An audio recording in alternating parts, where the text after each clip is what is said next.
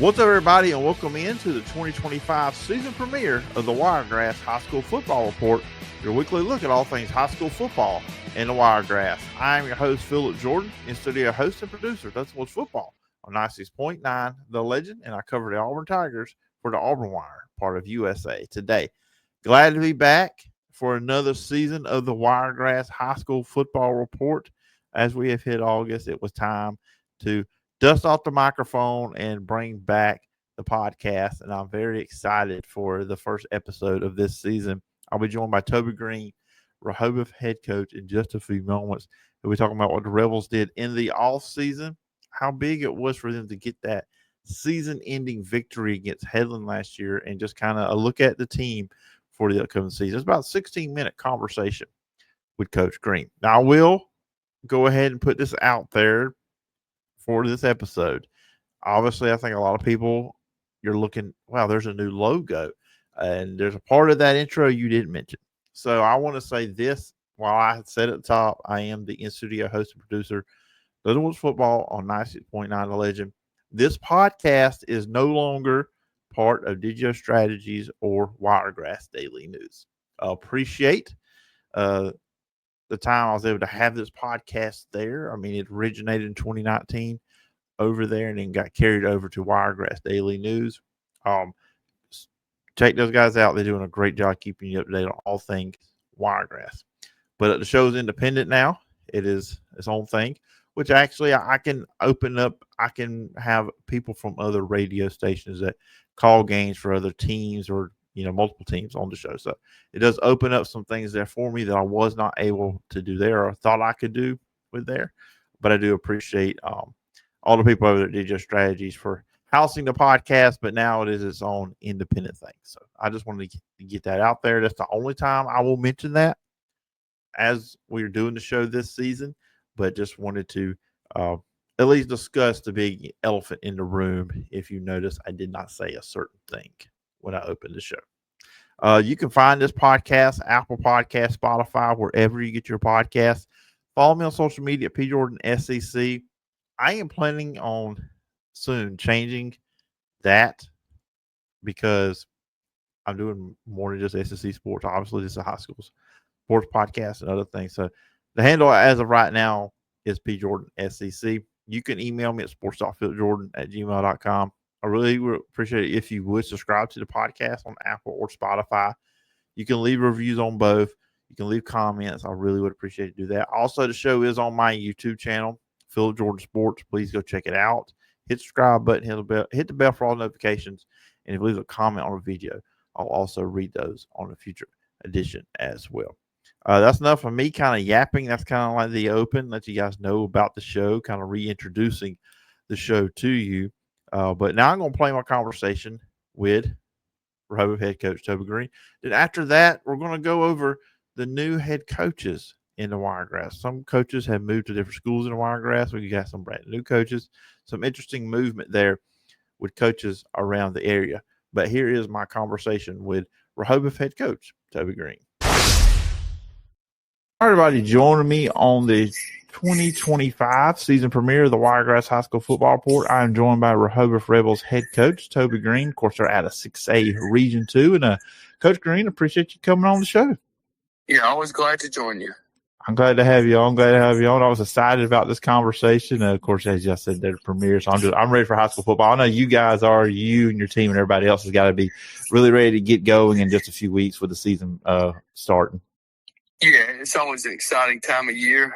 Got a few weeks of work to put in before we get there, but I know the kids will be excited and ready to play. Coming off last year, of course, you always want to make the playoffs in the season with that 4-6 record. But for you and your staff, what was kind of like the main emphasis going into the off season? Really just to adapt some of the lessons we learned in 6A. One thing we need to do, we need to add more size. 6A has some really good players. Every week you're playing against at least one person who, if not multiple people, who are going to play on Saturdays. One thing our kids need to do is get bigger. Some of our younger kids are probably bigger than some of the kids that graduated last year. So to the roster, we've been able to add some size on the offensive, defensive lines. not where we need to be, but we're getting there. And just maybe we need to develop depth.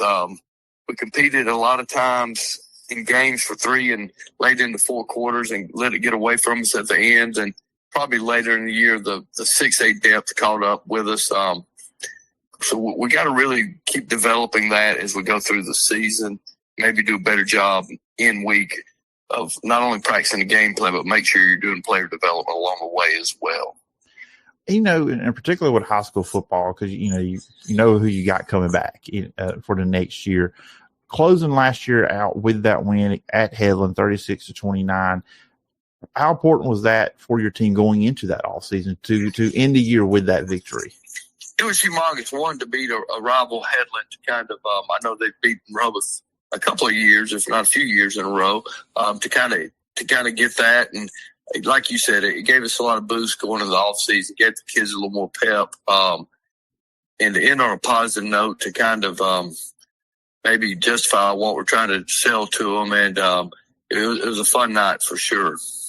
You know, I remember when we talked last year, it was like you had a very experienced defense, but the offense had some, inexperience. How do you see your roster with that now? I don't know if it's completely flipped. Defensively, we're going to start a lot of seniors on that side of the ball, but not a lot of them have a good bit of playing time. We do return some offensive linemen from being young last year. We've got some offensive linemen, some H-backs, and some running backs and some receivers back. So we returned some on offense, still young in some areas on the offensive side of the ball, but that's the nature of high school football. It seems like one side's old and one side's young. This year we're kind of in between. Physically, we're a little more mature on defense. Like I said, those guys just got to get a lot of playing time.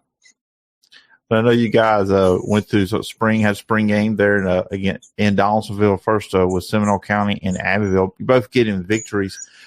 What did you learn most about your team through going through that? Our team played, it was only really after 9 practices. Our team plays a lot of passion. They play a lot of energy, and they play together. They seem to feed off each other, cheer for each other, really get behind each other. And I know that sounds cliche or kind of just something coaches will say, but that even in today's modern sports, I think being a great teammate goes a long way of helping your team and being there for your teammates. I was proud of that team. Our defense played well in those spring games, those 2 games against Abbeville and Seminole County. Offensively, stepped up, we threw the ball well, had some good deep completions, dropped a couple of deep completions, but that thinking hopefully has gotten corrected over the summer. Would have liked to run the ball a little better in the spring game, but that's something you just got to keep working at, and we'll get there with it. But overall, I was pleased with our guys with it. Yeah, I know in both spring games there, too. Caden Springfield, he scored some touchdowns for you guys. He did. Caden's our middle linebacker, our most experienced defensive player, probably our leading tackler coming back from last year. Coach Colt and I just had a suggestion to put him in at some running back, and he came on. And Colton runs north-south. He's about 220. He's hard to bring down. It's kind of a business decision if you want to tackle him. But, in 6A football, though, he can't play middle linebacker and run the ball every down. Cole Joyner returns at running back, had a lot of carries for us last year. Was one of our lead rushers, very explosive back, tough, gritty kid. So we got some depth there at running back. Caden will probably back up Cole as the season goes on, but he'll certainly get his carries. And Caden plays a little H-back, does some blocking for us as well. And he played that position some as a backup last year, of course, starting at middle linebacker. But really pleased with Caden. Strong kid, squats over 500 pounds, really works hard in the weight room. He's a good leader. Need to be a little more vocal, but he doesn't love being vocal. A lot of kids don't today, but he definitely leads by example. In a quarterback, now he's highlighting what you have coming back. I know Patrick Banda was a senior last year. I know I saw Ty Lewis connected with E.J. Holmes in the Seminole County spring game. Is he the leading candidate or one of the guys going for quarterback? Ty would definitely have a shot at it. He's not a lot of experience, so there may be some growing pains there. Just kind of one thing as coaches we got to be patient with and make sure we've got him in the right position to make the right decisions and make the right throws. A kid we picked up over the summer moved Rehobeth from Dothan. Grant Golson's definitely in the mix. He's a rising junior. He does a lot of things well. And quite honestly, early in the year, I would anticipate both of them playing, and we'll just kind of sort it out. A lot of coaches say if you have two, you don't have one. I don't know if that's necessarily the case. If they're both good enough to help the football team, at the end of the day, we're going to try to get both of them to help the football team. So there's a little bit of battle going on there at quarterback. Are they similar in style, or are they kind of opposite in style? How would you kind of classify the two quarterbacks? Fairly similar. Ty's probably got a little stronger arm. Grant's probably got a little better legs, but it's hard to say. Again, Grant, we came over in the summer, so we haven't really seen him do anything in pads. Not a knock on him. It just is what it is. I think Gene Stallings once said everybody's All-American in helmets and shorts. So in the world of 707, that you can have kids do some things, but we're curious to see how he would do in pads. Playing for Coach Kennedy over there at Dothan High, I imagine he's a hard-working, tough kid because Coach Kennedy wouldn't have anything that wasn't. He does a great job over there, Coach Kennedy does. But we're excited to see what he does these next couple of weeks when we can get some pads on him. Yeah, and I know your team participated in some 7-on-7s. You had some there here in Rehobeth. You also had the FCA 7-on-7 over at Westgate. You talk about, that with 7-on-7. What's the biggest things that positives or things that players can get better at by participating in those? I think, they get a lot of conditioning in. I think we played 4 or 5 games in about a 2-hour span at our spot, or 3 hours. But you get conditioning in, and, it's playing touch football. And a lot of people say, well, defensively, you don't get much. I think defensively, your kids learn how to take proper angles, learn how to do formation checks, and communicate things on the back end. Offensively, you kind of see who will fight for a football while it's in the air. You see who can run a route. You see who's picking up the offense. If we throw an interception, I'd much rather throw one in July when it doesn't hurt us. But, come August 22nd, September, and October, those interceptions hurt us. So, maybe get that out of our system and learn from it. But I think those are things you can take from it.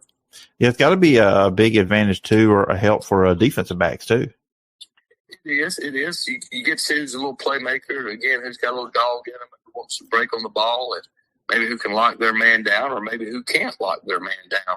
But you just see kind of what kind of effort that kid has, even chasing the ball when it gets past them in one-hand touch. If they don't get after it in one-hand touch, they're certainly not going to get after it when the helmet shoulder pads comes up. And I know one of the receivers you got coming back, E.J. Holmes, who called a touchdown in one of the spring games for you guys, and he was your leading receiver from last season, 4 touchdowns on the year. Where have you seen him take his game? Yeah, he's got a world of potential. I don't know if E.J. realizes how good he can be, but he definitely looking big things for him offensively. Maybe let him touch the ball, get a few carries during the games. It's easier to hand him the ball maybe sometimes than throw him the ball. But does a great job in our return games. Played a lot of safety later in the year for us. We're probably working some safety or corner. He plays basketball year-round. He's a kid that can probably play a good bit both ways, and at times really will have to this year. So I hope he straps it on and gets ready for the season, gets ready for war. Yeah, it's always interested me, especially with wide receivers that play basketball and tight ends too, but just the ability. It's almost like sometimes a jump ball going up for a rebound, being able to take that part of the basketball into the football. Absolutely. Modern football is kind of called basketball and grass, but they learn to, like an outfielder, same thing. They learn to track a ball in the air. If you track a baseball, I know you definitely track a football. Same thing. If you can go get a basketball, you probably go get a football. How's the rest of your receivers looking? We've moved Tevin James from running back to slot receiver. He has had a really good spring, good summer. He was one of our leading rushers. Again, he and Cole Joyner. He's just a kid that we just got to get him the ball some and do big things. He'll do a good job. Jackson Watley's rising 10th graders had really come on places. Wingback for us last year in JV football, but he's had an outstanding spring and summer. Vontae Lee's another kid that'll start at receiver. He's got to be a little more consistent with his hands, but had a couple of big catches in traffic in our spring football game that night. So we're excited about him. We got a couple of young ones, Bentley Mizell and Kevin Lamar, rising 10th graders, along with Jackson Watley, and a pretty good core. We've got 3 older receivers we feel good about and 3 younger receivers that are kind of on the way, as we say. We talked a little bit on the defensive side of the ball. Of course, we talked about Caden Springfield looking last year, 69 tackles for you guys, 1 TFL and 2 fumble recoveries. And you talked about seniors, but not a lot. Some players maybe not as experienced, even though they are seniors. Who are some guys that have really stepped up, or you and the coach staff has really taken notice? Yeah, we've got a couple of returning defensive linemen. Gabriel Mendez played defensive end. Latrell Davis, both have started really 2 or 3 years. This will be the 3rd year start back on our defensive line. And so expect big things out of them. Isaiah Lewis is a guy that played a little bit of linebacker late in the year for us. He should start at one of the linebackers. Joey Wash is a kid who had some injuries, didn't participate in football last year, was with the team but wasn't able to play. He's got a chance to play at some outside linebacker for us. Trey Leith will play some safety. He's a senior. John Ingram's been this will be his 3rd year starting. He and Caden and Gabe Mendez really and Latrell make up our best 4 defenders with the most experience. And we put a lot of weight. John, kind of the leader, is kind of they do a good job with everything back there. John gets all the calls set for us. There's some younger guys, Braylon Minifield, maybe an Adrian Campos, will have a chance to play some defensive back. So some seniors back there, but we just got to get some game experience. I know you mentioned on the 22nd, of course, you will play Ashford. And we're recording this for listen to audience. On Sunday night, you guys will get going on Monday. What's that first week look like for you guys? Yeah, we were going to practice in the morning, but with the rain and everything, I think we're going to, I'll say, moved it to the afternoon. Try to get that going. Then really we start school Tuesday. Everything we'll practice in the afternoon and try to beat the heat, as we say. And there's really not much 2 days left in football between teacher work days and school starting earlier than what it used to. So we're all kind of all on the same page with that. And finally, of course, as I just mentioned, on the 22nd, y'all open at Ashford. I know last year the two teams had a double overtime matchup. Of course, you guys came on top on that one. I know hadn't started yet. You guys are about to start practice on Tuesday and all that stuff and this week. But just what's going to be key for you guys in these next few weeks to be ready for that first game? Ashford's got a really good team coming back. I think they've got a lot of seniors. Made the second round last year. We were kind of had to hang on, fortunate to beat them.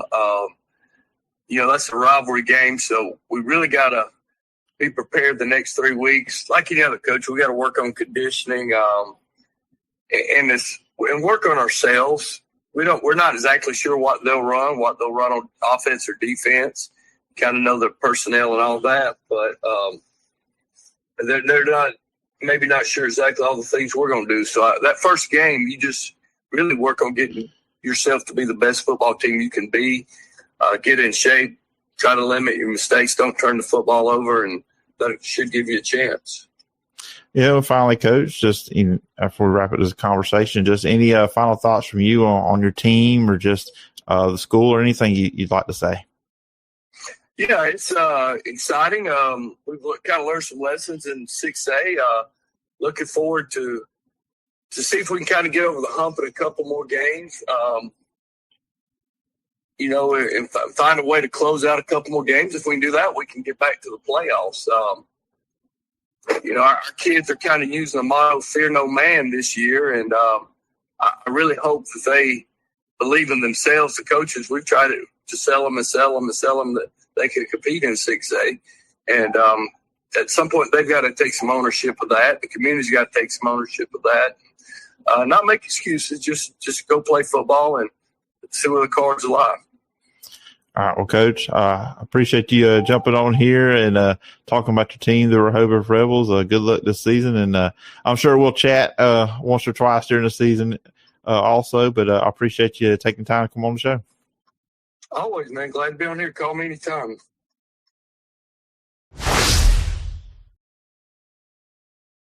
All right, once again, thanks to Coach Greene for coming on the show. A lot of fun. Glad to have him on for episode 1 of 2025. And as I said off the top, I wanted to go through just let everybody know who are the new coaches around the area, the coaching changes that happened throughout the Wiregrass. And I felt like the best way to do it is just go by region. None in 7A, and the same with 6A, because on 6A team is Rehobeth and 7A. Jed Kennedy's returning at Dothan, and no changes there at Enterprise also.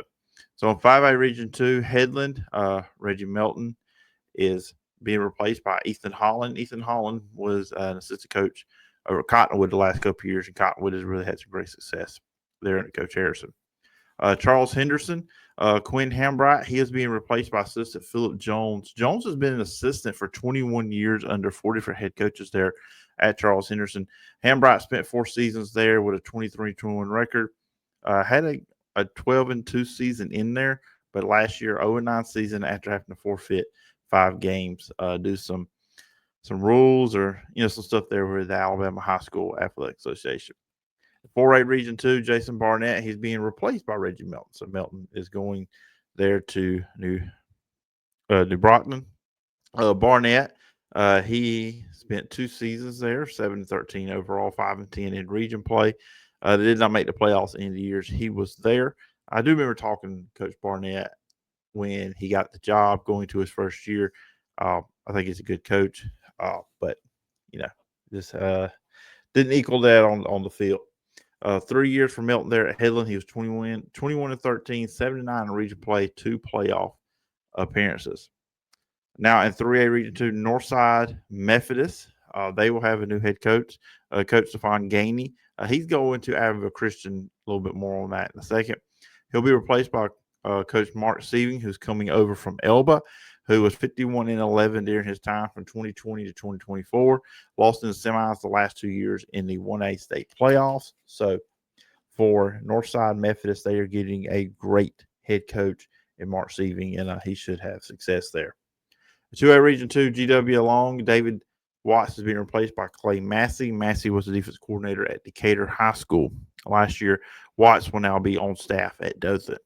And 2A Region 3, Barber County is now vacant. Derek Levitt was the head coach there. That'll kind of jump into the next thing we're going to talk about. Another 2A Region 2 team, Abbeville. LeBron Stewart stepped down in July after 5 seasons there. In his first year in 2020, Abbeville did make the state championship game. They lost to Mars Hill 56-14. Robin Tyra is returning to Abbeville. Now, he had been tabbed in the reports Dothan Eagle to be the new Barber County head coach, but now he will return to Abbeville where he was from 2014 to 2019 with a 36-30 record and 4 playoff appearances. He was at Ashford from 2020 to 2022. In 1A Region 2, Brantley will have a new head coach. Roland Jones Jr. retired after 7 seasons. He was 67-20 during that time with 3 region championships. He will be replaced by Andrew Lowry, who played football at Brantley and was a graduate in 2013. Elba, Coach Mark Seaving, now heading to coach Northside Methodist. John Cooper will be replacing him there. And AISA Abbeville Christian, Matthew Mims, leaving after 3 years, and Stephon Gainey will take over, who is coming over from Northside Memphis. So that is your coach changes, head coaching changes around the Wiregrass for this upcoming year. So keep an eye on all those teams there. And that's going to do it for this edition of the Wiregrass High School Football Report, the first one of the 2025 season. Thank you for checking it out. We'll be back next week with some more coach interviews, getting ready for the season, which is right around the corner. We'll be here before you know it, because look, Rehobeth will be playing on the 22nd. We recorded that interview on the 3rd, so you're like 19 days away from the season. So very exciting times here in the Wiregrass. Remember, you can follow me on social media at PJordan Podcast available on all your favorite podcast platforms. Also, check it out over on my YouTube channel, Phillip Jordan sports. And that's going to do it. Email me at sports.phillipjordan@gmail.com. Hope everybody has a great rest of their week. And until next time, bye-bye.